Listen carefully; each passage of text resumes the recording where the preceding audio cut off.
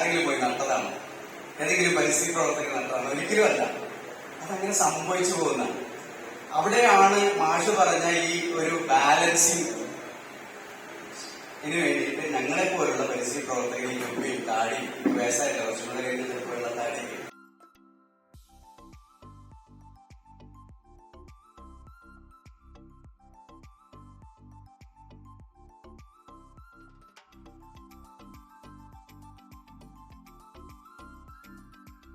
പ്രകൃതി അമ്മയാണ്. തീർച്ചയായിട്ടും പ്രകൃതി അമ്മ തന്നെയാണ്. നിങ്ങൾ എന്നെയല്ല ആദരിച്ചത്, അമ്മയെയാണ്, പ്രകൃതിയെയാണ്. ഞാൻ വെറും ഒരു നിമിത്തം മാത്രമാണ് എന്ന് പറഞ്ഞുകൊണ്ട് ഈ ആദരവിന് നന്ദി അറിയിച്ചുകൊണ്ട് നിർത്തുന്നു. നന്ദി, നമസ്കാരം. ഞാൻ എന്തെങ്കിലും അരുതാത്ത പറഞ്ഞിട്ടില്ല, അത് എന്റെ സ്വന്തം കഴിവുകളാണെന്നും ഞാൻ എന്തെങ്കിലും നല്ലത് പറഞ്ഞിട്ടില്ല. നിങ്ങൾ നിങ്ങളുടെ സുഹൃത്തിന് കൊടുക്കൂ, നിങ്ങളുടെ അയൽവാസിക്ക് കൊടുക്കൂ. ആ മരം വളരട്ടെ എന്തിന്റെങ്കിലും പേരില്. വേറൊരു പ്രധാന കാര്യം ഞാൻ പറയാൻ വേണ്ടി സന്തോഷം തന്നെ.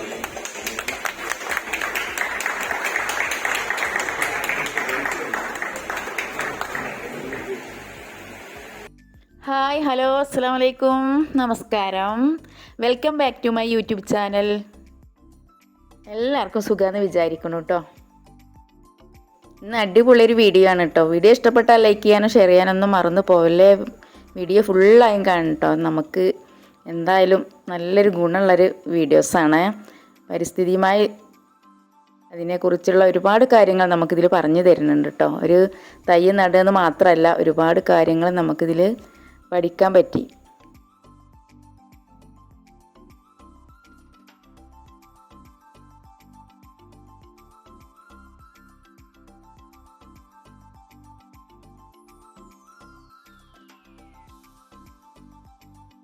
അമ്മയെ സ്നേഹിക്കുന്നവരെല്ലാവരും പ്രകൃതിയെ സ്നേഹിക്കും. പരിസ്ഥിതി സംരക്ഷണം പ്രകൃതിക്ക് അത്യാവശ്യമായിട്ടുള്ള കാര്യമാണ്. നേരത്തെ കണ്ട് പരിചയമുണ്ട്. ഞാൻ ഞങ്ങൾ പരിശീലിച്ച പരിപാടികളുണ്ടായിരുന്നു. അദ്ദേഹം ഒറ്റപ്പാലം താലൂക്ക് ലൈബ്രറിയുടെ ജോയിന്റ് ഈ അനുമോദന സമ്മേളനം ഉദ്ഘാടനം ചെയ്തത് താലൂക്ക് ലൈബ്രറി കൗൺസിലിന്റെ ജോയിന്റ് സെക്രട്ടറി അജിത് കുമാറാണ്. നമ്മുടെ വായനശാലകളുടെ ഗ്രേഡ് അനുസരിച്ച് പ്ലസ് തൊട്ട് ഈ ഗ്രേഡ് വരെയാണ് വായനശാലകൾ. രാജേഷ് സംസ്കൃതിയെ പോലെയുള്ള ചൂടുണ്ടാവില്ല. ഇപ്പൊ പുതിയ അവസ്ഥ ഉണ്ടായി വരുന്നുണ്ട്. കാര്യം ചൂട് നിലനിൽക്കുകയാണ്. മഴ പെയ്യുമ്പോൾ ഒരു സ്ഥലത്ത് കൂട്ടമായിട്ട് മഴ പെയ്യാണ്. തൃശ്ശൂർ വടപ്പുറത്തേക്ക് അവിടെ മാത്രം കേന്ദ്രീകരിച്ച് മഴ പെയ്യാം. അപ്പൊ നടന്നു പോകുമ്പോ ഒരു ഉണങ്ങിയ കമ്പ് ഞാൻ നടന്നു പോകണ കഴിപ്പാണ് അവിടെ കിടക്കുന്നുണ്ട്. സ്വാഭാവികമായിട്ട് വന്നില്ല. പക്ഷെ തട്ടക്കാലാണ് ഞാനും തന്നെ ചെയ്തു തട്ടി ഒരു ഉണങ്ങി കമ്പ് കൊണ്ട് പ്രശ്നമില്ലല്ലോ. പക്ഷെ എന്തൊപ്പം നടന്നു വരുന്ന വാഴ ഞാൻ എന്താ വിളിക്കുന്ന കാണിച്ചു വെച്ചു. എനിക്കും താല്പര്യം, ഞാൻ ഒന്നും ചെയ്തില്ല.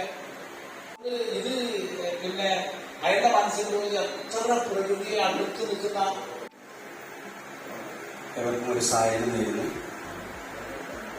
നന്മയുടെ ഈ ഭൂമിയിൽ നിൽക്കുമ്പോൾ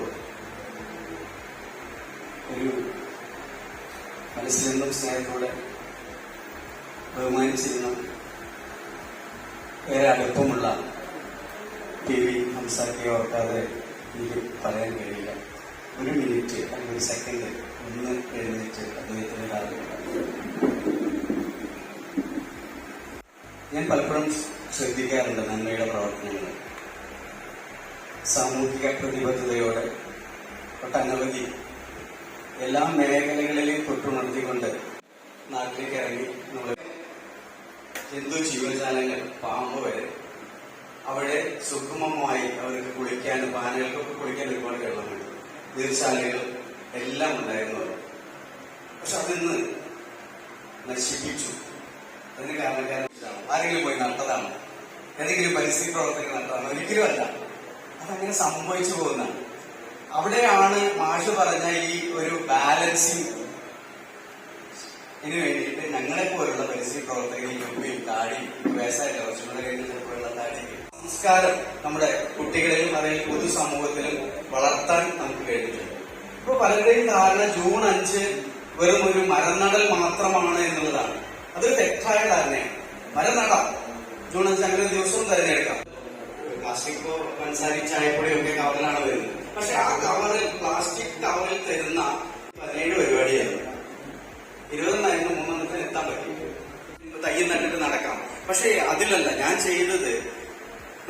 അനുകൂലമായ സാഹചര്യത്തെ, പ്രതികൂല സാഹചര്യത്തിൽ നിന്ന് അനുകൂലമായ ഒരു രീതിയിലേക്ക് ഞാൻ എന്റെ ജീവിതം കെട്ടിപ്പടുക്കുകയാണ് ചെയ്തത്.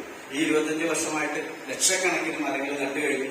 അത് സംരക്ഷിക്കാനുള്ള നേരത്തെ ഈ ആഗോളതാപനെന്നോ ഫോട്ടോസിന്തസിസ് എന്നോ പറഞ്ഞിട്ട് ഉൾക്കൊണ്ടുകൊണ്ട് വെറും പ്രസംഗങ്ങളിലല്ലാതെ, ഇപ്പൊ ഞാനിവിടെ നിൽക്കുന്നത് പ്രസംഗിച്ചിട്ട്, നിങ്ങളാരും എന്റെ പ്രസംഗം കേട്ടിട്ടല്ല എന്നെ ഇവിടെ വിളിച്ചു വരുത്തിയത്. എന്റെ പ്രകൃതി അമ്മയാണ്. തീർച്ചയായിട്ടും പ്രകൃതി അമ്മ തന്നെയാണ്.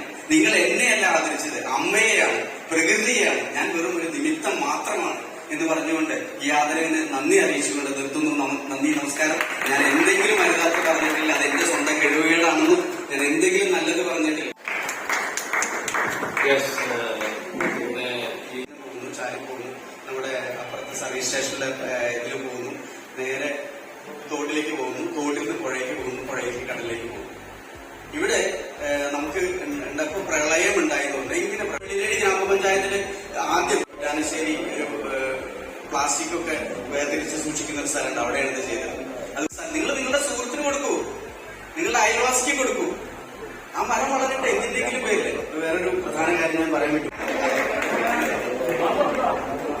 സന്തോഷം തന്നെ.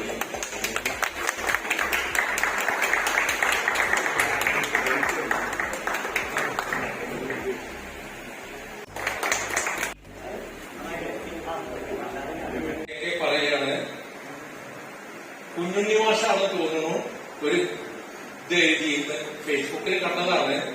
ഒരു നാട് നന്നാവണമെങ്കിൽ ഓരോരുത്തരും നന്നാവുക എന്നുള്ളതാണ് അതിന്റെ ഏറ്റവും വലിയ